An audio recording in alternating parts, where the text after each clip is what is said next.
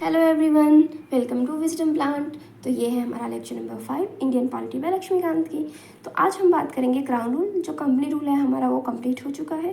Crown rule जो है वो 1858 से लेके 1947 से चलता है। ठीक है, क्राउन रूल क्यों आता है? देखिए, एक रिवोल्ट होता है 1857 में जिसको मंगल पांडे करते हैं। ठीक है, लीड होते हैं, वो लीड करते हैं इनिशियली, फिर उनको फांसी दी जाती है।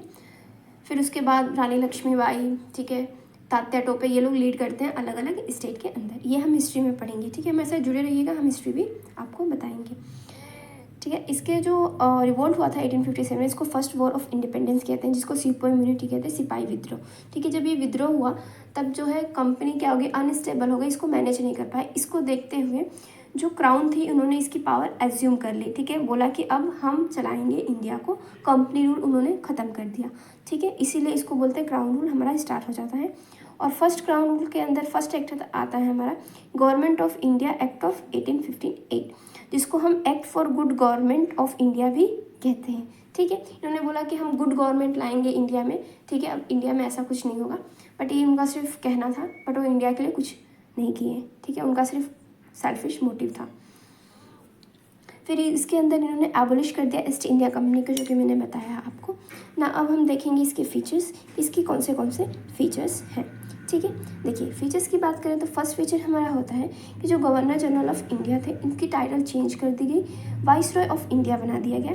ठीक है, और first vice Roy of India थे लॉर्ड कैनिंग। ठीक है, और ये डायरेक्ट रिप्रेजेंटेटिव थे ब्रिटिश क्राउन के इंडिया के अंदर। ओके, और जो it ended the dual government system, जो डुअल गवर्नमेंट सिस्टम है उन्होंने एंड कर दिया।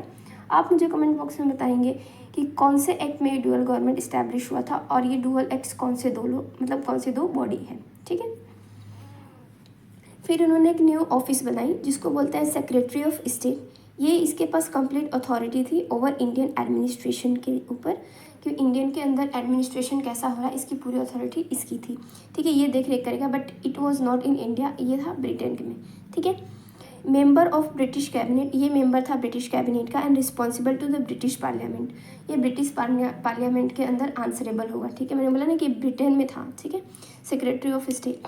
फिर इसको असिस्ट करने के लिए 15 मेंबर की बॉडी बनाई गई। ठीक है, इसको असिस्ट करने के लिए, इसको हम बोलते हैं secretary of state in council. ठीक है, और जो इसके चेयरमैन होंगे वो होंगे सेक्रेटरी ऑफ स्टेट, और एक एडवाइजरी बॉडी थी। ठीक है, और ये एज अ कॉर्पोरेट बॉडी भी थी एंड एडवाइजरी बॉडी भी थी। ठीक है, और इसका पर्पस क्या था कि ये capable of suing and being sued in India and England. ठीक है, ये India as well as England के अंदर ये सब देख रेख करेगी, बट ये इंग्लैंड में थी। ठीक है, इंडिया में नहीं थी। इंडिया में विसरॉय थे, ठीक है, जो डायरेक्टली कंट्रोल कर रहे थे इंडिया के अंदर। ओके, तो ये लेक्चर यहीं तक। नेक्स्ट वीडियो में हम बात करेंगे नेक्स्ट हमारे एक्ट की। अगर आपको ये वीडियो अच्छी लगी है, इन्फॉर्मेटिव लगी है, तो ऐसे ही हमारे साथ जुड़े रहे। Tata, bye bye.